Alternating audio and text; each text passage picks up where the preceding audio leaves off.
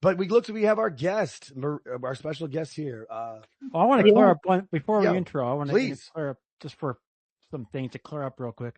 Just one thing, actually. When we're asking people to sub to the channel and stuff, it doesn't cost anything. Like I've run into this a few times where I've asked people to sub to the channel and they're like, "How much is it?" It's a YouTube subscription. It's free. No, they don't know that though. So right, I know. Let people know.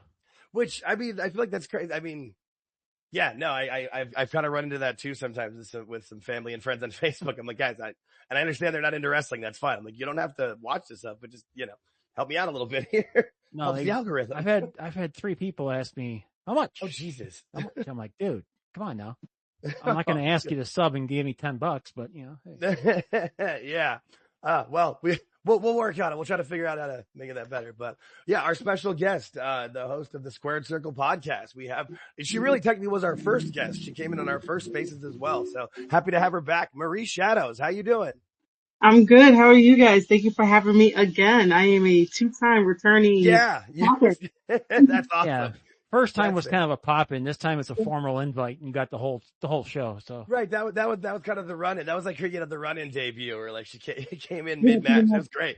No, especially too because we don't really know what we're doing, so we're happy to be able to have people we can talk to and at least engage with. So happy to have you on for sure. Cool. Yeah, so I'm not sure where we want. Did you have any place you wanted to specifically get started, George? I mean, we could talk about Night of Champions and stuff. I wanted to kind of follow up. Yeah. Last time we talked to Dose, he was talking about going to MLW with Marina. I kind of wanted to follow up with that real quick because that was on my mind. Thank you. That did happen. So, do you have any specific questions or because I just wrapped up MLW this week, on the 26th for Summer of the Beast. So anything specific or? How was the specific show you went to with Dose? Dose was your guest, kind of, right? Yeah, he was. So Dose went to the show that I went to, which was Summer of the Beast over here in New York City at the Melrose Ballroom. He got a VIP, lanyard. So he was making jokes and stuff like that. He brought his family, he brought his friend with him. So I made some new connections, some new friends, even though I was running around, still making sure that everybody in the, venue was good. And then, was taking some video and stuff and putting that online. But yeah, Dose had a blast. His buddy had a blast. Cool. Yeah. What's your official title there? What do you do for them exactly? So I know.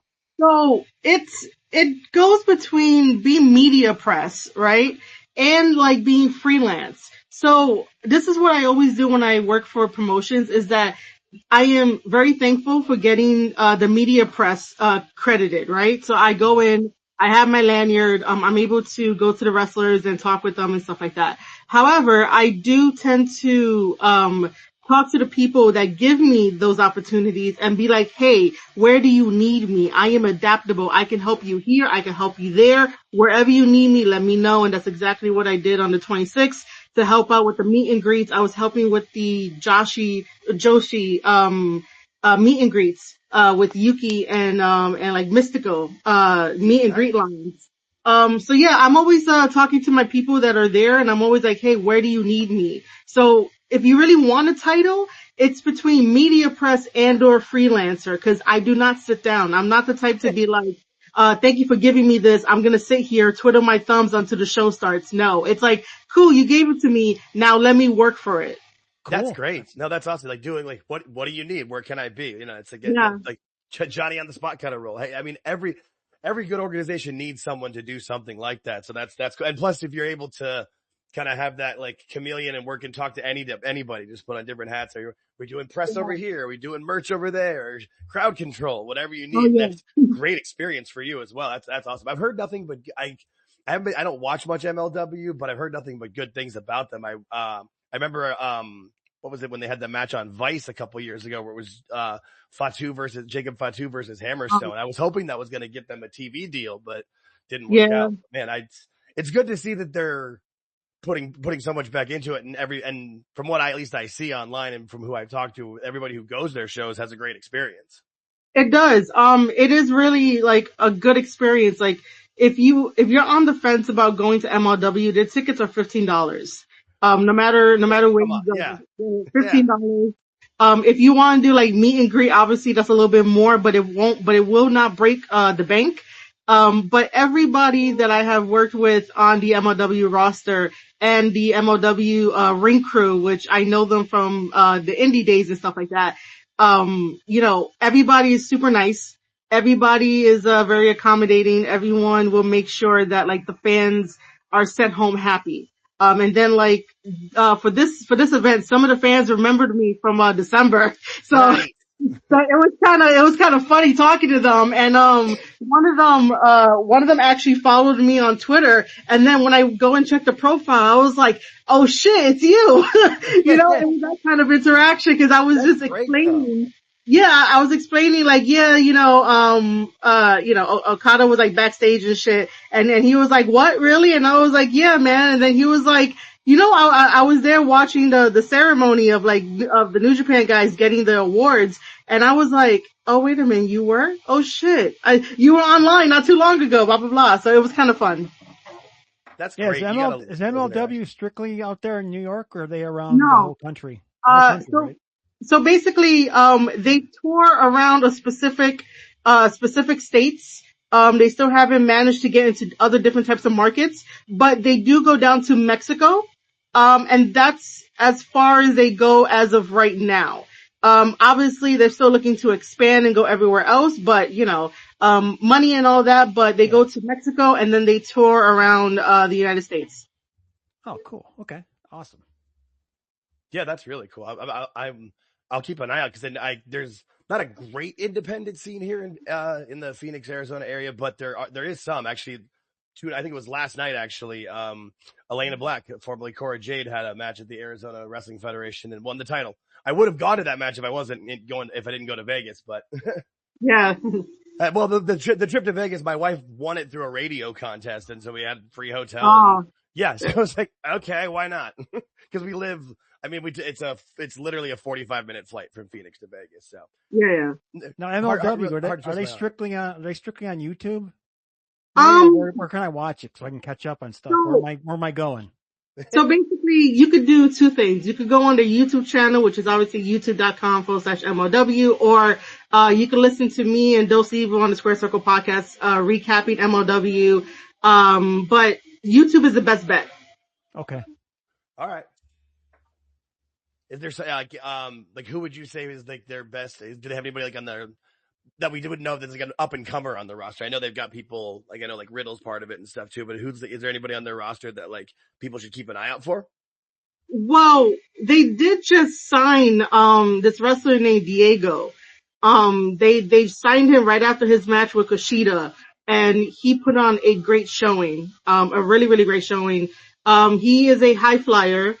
He's brand new because I really don't know anything about him, but there's that. Obviously, support Brock Anderson and the Andersons, because they're doing wonderful. Most of the guys that I would have put over right now are no longer with MLW. Like I would have put over, BRG. I would have put him over. I would have, put over Alex Kane again. But they're not with the company at the moment. Obviously we have, Bishop Dyer, who's, Baron Corbin. Right. He promised me, well, I don't know if it's a promise, but, he said he got me because I said I wanted to collaborate with him because I need him to teach me how to cook a steak. So hopefully that goes through, cause I don't know how to cook a steak. But yeah, those are the ones that are coming to mind, at like off the top of my head. But everyone deserves, my buddy, Quan, he would have been so upset if I didn't put him over. He's my personal buddy. Nice. We're friends in real life and whatnot. Cool. So him, look out for him and stuff. And yeah, I'll just end it right there. That's awesome. I know what I remembered to ask because this popped into my head. Was Hikuleo there? No, not that I know of. I didn't think so. I'm getting my companies mixed up. Jacob, obviously Jacob, and like Juicy Fatu and Lance Anoa'i. Okay, I'm gonna get them confused with somebody else. There's so many of them I can't keep. Well, yeah, there's so many wrestling promotions and so many in the actual family. So yeah, it's pretty easy to get confused on those ones. No foul. So on a side note, Marie, how do you like your steak cooked? Okay, so listen, I'm gonna give you some pointers here real quick. I am the type of person that will want it well done only because, listen, hold on, wait, you can't. Listen. She had this prepared. I like it. Listen, the only reason why I say well done is because if I see any kind of like red or pink, I'm not like, my brain is like, no, that's bad. However, I do, because I'm half Puerto Rican, I'm able to make like pepper steak and beef stew, and I'm used to that. But if you gave me like like a steak, like a heavy red meat steak, I would tell you, hey, I need it at least well done, nice and juicy, at least a little bit, but no like red or pink, just because, my brain doesn't understand that might be a good thing. So you can't really fault me. I don't know. No, it's tough to make a well done steak that's juicy. Okay. Right. That's the problem. Yeah. No, I get that though. My wife had similar issues when we were first dating and stuff, and I kept showing me nothing. It's okay. It's once you get past that point, you're in for some greatness, because George is absolutely right. But I fully get it, because I lived through it with my wife 100%. So I think you'd be a good person for a medium well done steak. Okay, I think work your way back. Well. Yeah, that's the thing is, don't. If you're used to what you're used to, don't like immediately like try to go for like, a medium rare steak or something like that. Just go back a little bit, and then if that's good, you work your way back till you find that right level. Yeah. No, but that could be a good series or like a good video though. You and Bishop cooking. He should have his own cooking show. He's a great cook. Right. That's why at the event, like I tapped him on the shoulder with all the freaking confidence I had and told him about it, and I was like, bro, I need you to teach me how to cook a steak, man, because I don't know. But I need to follow up with him so that he could kind of remember. Matt Riddle remembered me, which was kind of a cool little neat experience, and I got to hang out with him a little bit more. Does he have any chance of going back to WWE? I don't know. I didn't ask him. I'm thinking your personal opinion. My personal opinion? I don't think so. Nah, I don't think so either. He's having way too much fun. And just with my little interaction with him and us having a little tiny like conversation, I will say it here, and I'll probably say it on my podcast anyway, that I do think he's very misunderstood. He is very misunderstood. I can believe that. Yeah, I can believe that. That's just based on the conversation that I had with him. And then, trying to make people, not really trying to make people laugh. He makes people laugh anyway. And then the shit he be saying too, man. I'm just like, you are one misunderstood guy. Yeah, I feel like he's one of those people, where sometimes he's trying to say, like in his head, he's got the way he wants to say it, and then he says it out, and he's like, ah, shit, that didn't come out right. But you see, I mean, if I hang out with him a little bit more, that might happen, but, my conversation with him didn't get there yet. That's okay. I also think that could be a good pod or a good show, even because I feel like the dynamic would be so different. That'd be cool.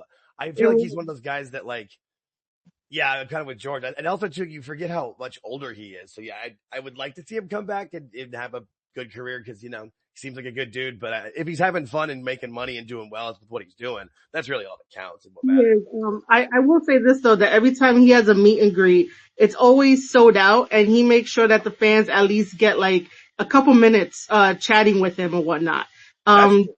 Yeah, there's some like returning fans that like know him, and I found this out during the December show when I was helping him out with the meet and greet and stuff. So fans come back, and he recognizes fans. Like when he saw me, I was just okay, so all day I was basically going around and saying hi, because I followed the old tradition rule of shaking everybody's hand and saying hi. So I was doing that. I was doing that, and then like once Riddle sees me, it was like, hey Marie and whatnot. He's like, hey, what are you doing and whatnot? And I told him what I was doing that day, and then I was like, yo, I was gonna ask you for a hug or whatnot, and he ended up giving me a hug. But that him remembering me was like really, really cool. So he does that for his fans. That's cool. I just think he doesn't come across on social media so well. I think that's his only problem. I think. I think so too. Yeah. Is this that people take advantage of the things that he says? That's why it's a little like for anybody that wants to interview people out there, this is some advice. Don't just try to do gotchas and don't just try to be like, what's the next clickbait headline? Because, the way that Matt Riddle talks, it depends on what you get. So sometimes he'll say something that maybe he didn't mean it that way, but it's going to get spun in a way where it's going to make Matt Riddle look bad, but he might have had good intentions, just said the wrong thing. And and that's exactly what I was hearing during our mini conversation of just catching up. And I'm just like, yo, there's just so much more. I know we're saying on Riddle a lot more and you guys might get the heat, but just send the heat my way. It just seems like this weekend was me getting all the heat from all the people that don't know how to read. And oh my God, is there a lot of those people? Jeez. That's what I was thinking, what I was trying to say earlier, where it's like, he's probably got the right idea of what he wants to say or how it to come across. And it just, in that little, what they clip out of it and what makes the headline didn't come out exactly right. But in context, it would be so much.